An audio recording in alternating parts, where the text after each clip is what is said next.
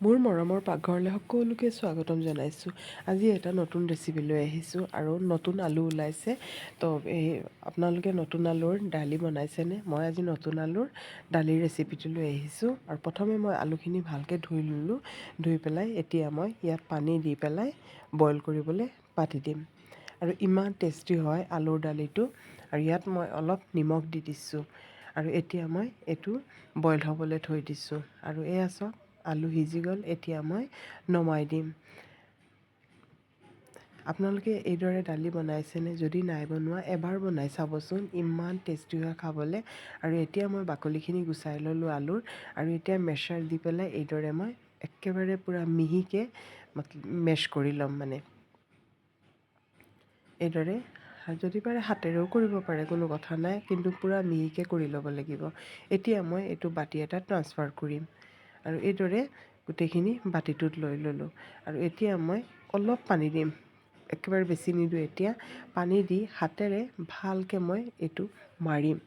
আৰু একেবাৰে এটা মানে সৰু গুটিৰ নিচিনা নাথাকে, আৰু পূৰা মই এইটো মিহি কৰি দিম একেবাৰে। আৰু এতিয়া মই অলপ অলপকৈ পানী দিম। আৰু এইদৰে পানী দি এইটো কিন্তু কাম হাতেৰেই কৰিব লাগিব, চামুচেৰে কৰিলে নহ'ব।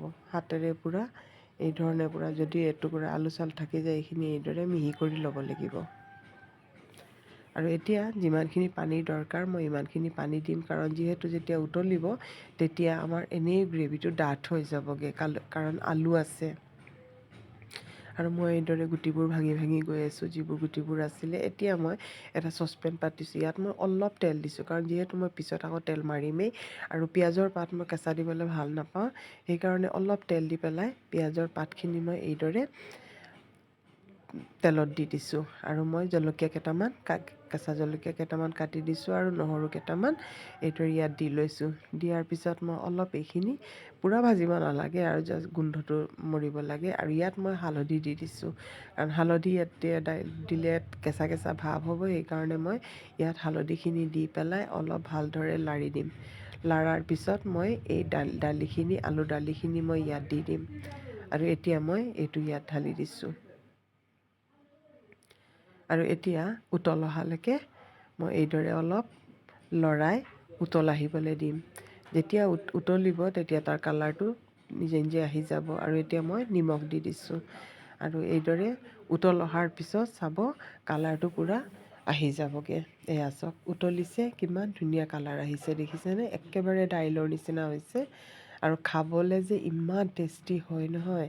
আৰু ইয়াত মই ধনিয়া পাতটো দি দিছোঁ, কাৰণ যিহেতু এতিয়া ধনিয়া পিঁয়াজৰ পাতৰ ছিজন, এই সময়ত এই দাইলটো বনালে বেছি ভাল হয় খাবলৈ। আৰু ধনিয়া পাতটো মই অলপ বেছিকেই দিছোঁ। আৰু এতিয়া মই এটা বাতিত এইটো ট্ৰান্সফাৰ কৰিম।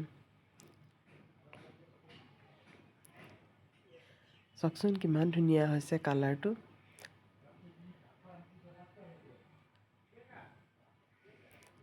আৰু এতিয়া মই তেল মাৰিম, এটা তৰকা মাৰিব লাগিব। আৰু তাৰ কাৰণে মই তৰকা পেন এখন পাতি দিছোঁ। আৰু ইয়াত মই মিঠাতেল লৈ লৈছোঁ। আৰু এতিয়া মই ইয়াত অলপ হিং দি দিছোঁ। হিংখিনি হেৰি হোৱাৰ পিছত শুকান জলকীয়া দুটা দিছোঁ, আৰু অলপ জিৰা কেইটামান দি দিছোঁ, গোটা জিৰা। আৰু নহৰু কেইফুটামান দি দিছোঁ। আৰু ইয়াত অলপ শুকান জলকীয়া, মানে কাশ্মীৰী ৰেড চিলি পাউডাৰ দি দিছোঁ, যাত তৰকা মাৰিম, কালাৰটো অলপ ধুনীয়া হয়। এইটো অপশ্যনেল হয়, নিদিলেও একো কথা নাই। আৰু এইদৰে ইয়াত তৰকা মাৰি দিব। আৰু এতিয়া দাইলখিনি খাই চাব, ৰুটিৰ লগতো পৰিৱেশন কৰিব পাৰে, ভাতৰ লগতো খাব পাৰি, পৰাঠাৰ লগতো খাব পাৰি। ইমান ধুনীয়া হয়, টেষ্টি হয় দালিটো। এবাৰ এইদৰে আপোনালোকে বনাই চাব।